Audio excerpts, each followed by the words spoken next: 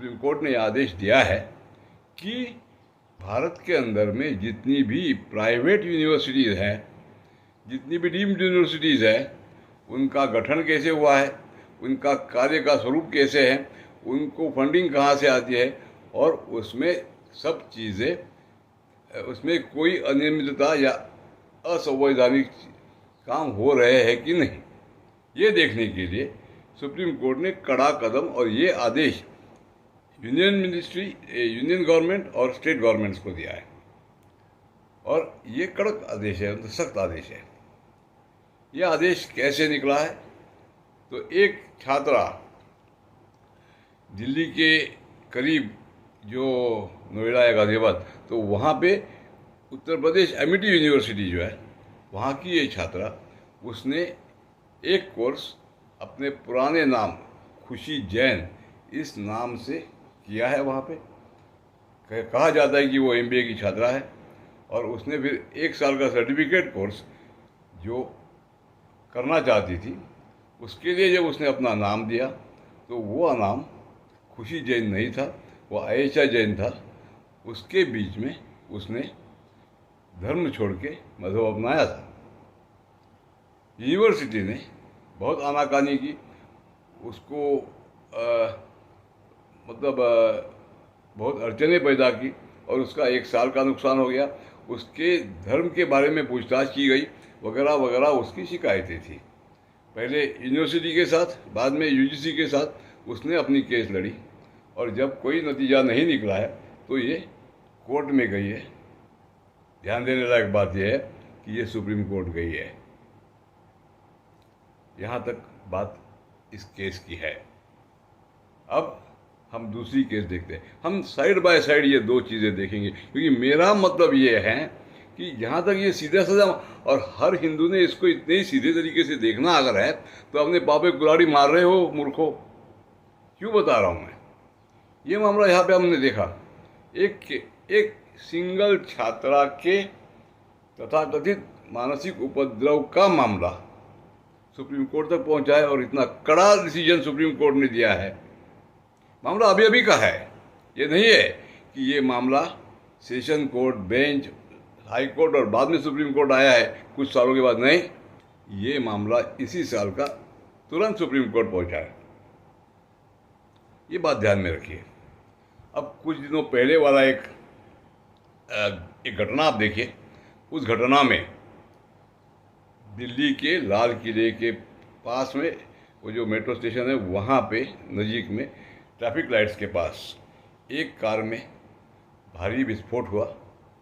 उसमें 8 लोगों की मृत्यु हो गई, कई लोग घायल हो गए और कई करोड़ लोगों के मन में, देश के, जब राजधानी में कुछ होता है तो कई करोड़ लोगों के मन में इस्लामिक टेरर का खौफ बिठाने का काम बिल्कुल सही तरीके से हो गया था कि नहीं?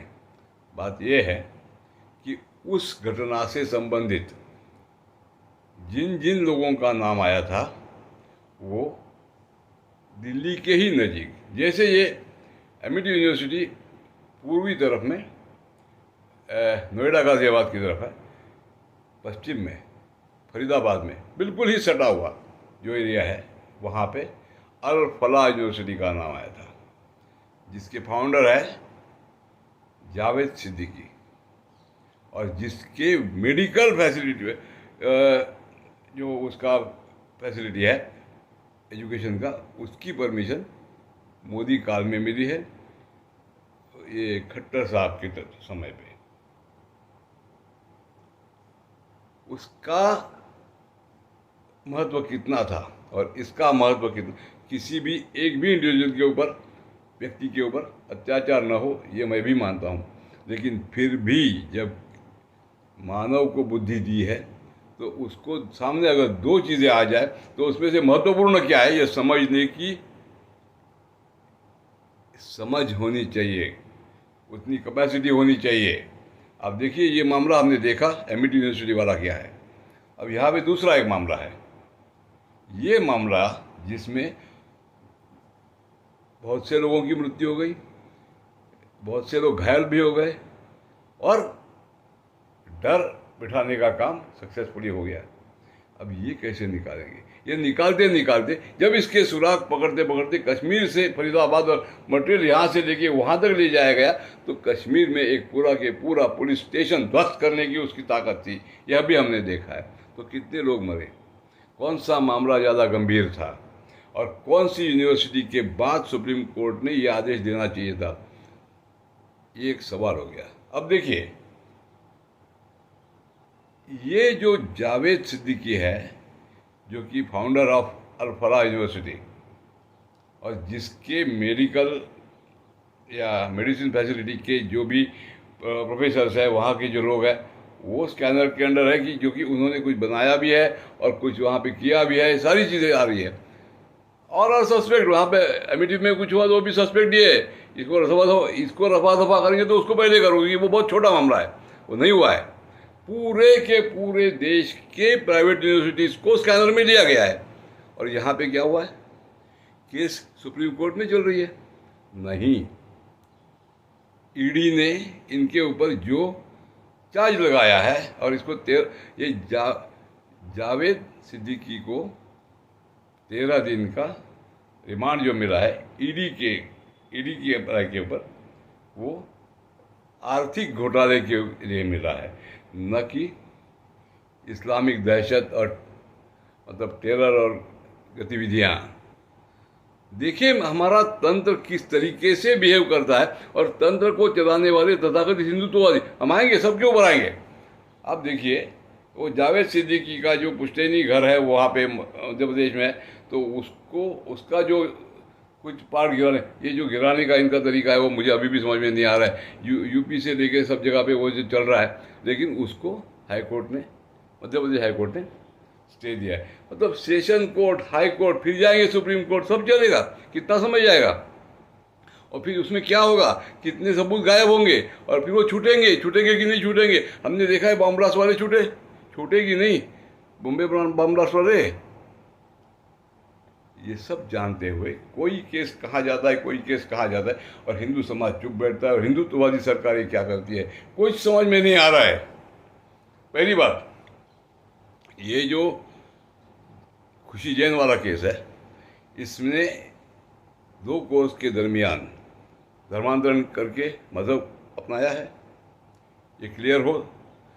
जो न्यूज़ आती है निजी कारणों से नाम बदली किया, ये कौन सा कवरेज है? उसने हिंदू से मुसलमान बन के नाम बदली किया, ये कहने को क्या इनकी नानी मरती है? ये एक बात। दूसरी बात, सुप्रीम कोर्ट में केस दर्ज करने का कोई तो तरीका है। जहाँ तक मेरी अल्पमति को जानकारी है, कोई करेक्ट कर दे, तो वो ये है कि सुप्रीम कोर्ट में अगर कोई केस दर्ज होने वाला है तो उसके लिए अनुमति चाहिए अटॉर्नी जनरल ऑफ इंडिया की या उसके ऑफिस की। मतलब ये मामला, अगर ये पुराना मामला नहीं है, ये मामला जैसे मैंने कहा सेशन कोर्ट बेंच है, कोई हाई कोर्ट है, ऐसे नहीं आया है, डायरेक्ट सुप्रीम कोर्ट में आया है। मतलब इसी हिंदुत्ववादी सरकार ने नियुक्त किए हुए अटॉर्नी जनरल ऑफ इंडिया ने, उनकी ऑफिस ने इस केस को सुप्रीम कोर्ट में दर्ज करने की अनुमति दे दी। और वो कौन से जज के सामने दे दी? तो अटॉर्नी जनरल ऑफ इंडिया के ऑफिस ने ये जो आयशा का केस था, आयशा मतलब खुशी बनी आयशा जैन, तो उसका जो केस था वो सुप्रीम कोर्ट के कौन से बेंच के पास दिया है? तो जहाँ पे जस्टिस है हसनुद्दीन अमानुल्लाह और एक BN अंजारिया जी है। ये कैसे हो सकता है कि ये केस जो हमारे भारत के अटॉर्नी जनरल है वो ऐसे बेंच पे देते हैं कि जिनमें 2 में से एक जज ये मुस्लिम है? क्या ये आवश्यक है कि मुसलमान अगर केस फाइल करता है तो वो केस सुप्रीम कोर्ट तक जब भी जाएगा तो उस बेंच में कोई एक मुस्लिम हो? ऐसा हमारा न्याय पद्धति बताती, तो ये कैसे पहुंचा? ये पहला सवाल है। दूसरा एक ऑब्जर्वेशन ये है कि इसमें वो जो लड़की है खुशी जैन, जो बनी है आयशा जैन, और जिसने एक केस किया है एमिटी के ऊपर, तो उसके वकील काउंसिल ऑफ द पिटिशनर कौन है? ऐसा के वकील है मोहम्मद फुजैल खान। मामला अभी अभी का है, तो ये मामला लेके जाते हैं वकील मोहम्मद फुजैल खान। सुप्रीम कोर्ट में उसको दाखिल करने की अनुमति देता है हमारी सरकार के अटॉर्नी जनरल का ऑफिस, और मामला सामने आता है जो बेंच के सामने। वहाँ पे है हसनुद्दीन अमानुल्लाह खान, जो है उस बेंच के दो में से एक जज। सारे संयोग है, ऐसा हम माने। और दूसरी तरफ मैंने आपको बताया कि इतना विघातक, इतना महत्वपूर्ण ऐसा जो एक केस है, ये घटना है जिसमें अल फलाह यूनिवर्सिटी, ये स्कैनर के अंदर एक सब लोग देख रहे हैं उसके पास, क्योंकि जो घटना हुई है उसमें जो भी लोग मिल रहे हैं वो अल फलाह से संबंधित है, और घटना बहुत बड़ी है, उसके रिपरकशंस बहुत बड़े हैं। फिर भी वो सुप्रीम कोर्ट में किसी टेरर के केस में नहीं आ रहा है, तो वो आ रहा है, ईडी ने 13 दिन का रिमांड लिया है, क्योंकि उसको कोई आर्थिक अफरा तफरी नज़र आ रही है। और जब उसका घर, पुश्तैनी घर जिसमें उसने कुछ काम किया, वो तोड़ने का आदेश वहाँ पे गांव में मिलता है, तो मध्य प्रदेश का सुप्रीम हाई कोर्ट उसको स्टे दे रहा है। कौन सा मामला कितना महत्वपूर्ण है, ये कौन तय करेगा? इसको तय करने के लिए हमने किसी संगठन के कुछ लोगों को नागपुर से लेके दिल्ली तक पहुंचाया है। वो यहाँ क्या कर रहे हैं? ये सारा पड़ा हुआ हिंदू समाज इसके बारे में कोई जागरूकता रखता है, कुछ चर्चा करता है? ऐसा क्यों है? मामले ऐसे हैं इनके ऊपर हम रोज बात करेंगे तो ही कुछ जागरण होगा, वरना इस देश का परिवर्तन होते समय नहीं रहेगा, ऐसा मुझे लगता है। आप सोचिए आपको क्या लगता है। तो सामने क्या आया है? एक है हमारा सेक्युलर तंत्र। सेक्युलर तंत्र खतरनाक इस्लामी साजिश को किस तरीके से ट्रीट करता है? मानता है उसको इस्लामी? नहीं, वो ईडी के जरिए देखता है कि कोई आर्थिक व्यवहार में गड़बड़ी तो नहीं है। जब एक हताश प्रयास कोई हिंदुत्ववादी तबके का स्टेट वाला छोटा हिस्सा उसको सबक सिखाने का प्रयत्न करता है, उस दोषी को या उस सस्पेक्ट को, तो हमारा ये सेक्युलर तंत्र में जो एक अगली सीढ़ी है वो उसको बंद कर देती है, नहीं करो ऐसा। लेकिन उसी समय यही सेक्युलर तंत्र, जब एक छात्रा ने इस्लाम अपनाया है और उसके ऊपर कुछ आपत्तियां हुई है, तो पूरे देश के प्राइवेट यूनिवर्सिटीज़ को, डीम्ड यूनिवर्सिटीज़ को कटघरे में खड़ा कर रहा है। और हमने हमारे विचारों के अनुसार, हमारी आस्थाओं के अनुसार इस देश को चलाने के लिए कुछ लोगों को नागपुर से जो चले थे दिल्ली में बिठाया है। 11 साल हो गए। उनका क्या, तो वो क्या कर रहे हैं? इनमें इनकी कुछ भूमिका है या नहीं, या ये अपने आप को ही बिल्कुल निरपेक्ष सिद्ध करने में लगे हैं? तो हिंदुत्व का क्या होगा? किसका बट्टा गोल होगा? ये कौन तय करेगा?